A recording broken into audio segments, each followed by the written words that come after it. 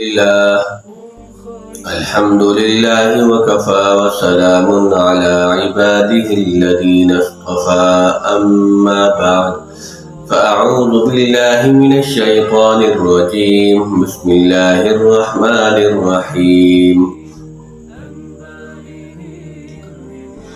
إنا نحن نزلنا الذكر وإنا له لحافظون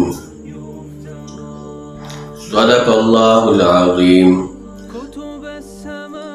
آج ہم انشاءاللہ قرآن پاک کی وحی کی حقیقت بتائیں گے کہ قرآن پاک کا نزول، وحی کا نزول کیوں ضروری ہے اور اس کی حقیقت کیا ہے۔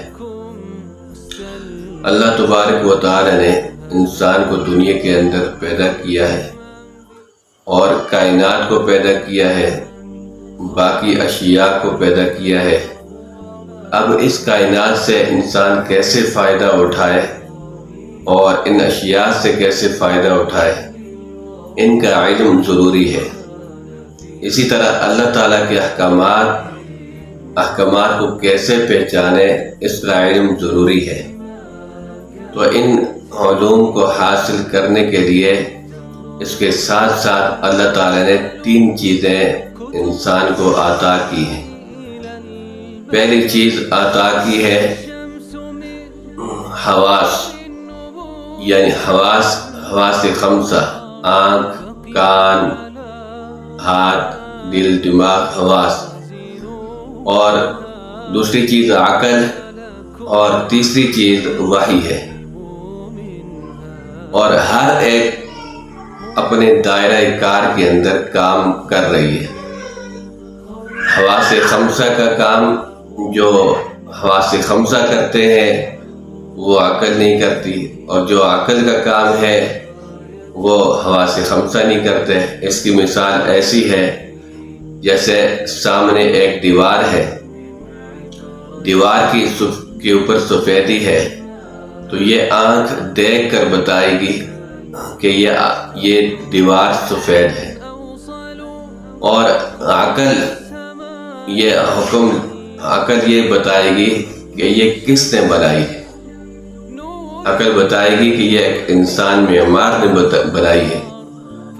اور اس پر کہ تیسری چیز یہ ہے کہ وحی کے ذریعے یہ پتہ چلے گا کہ یہ کام یہ اللہ تعالیٰ اس دیوار کو ہم کیسے استعمال کریں، کیسے استعمال کرنے سے کیسے اللہ تعالیٰ راضی ہوں گے اور کیسے استعمال کرنے سے ناراض ہوں گے۔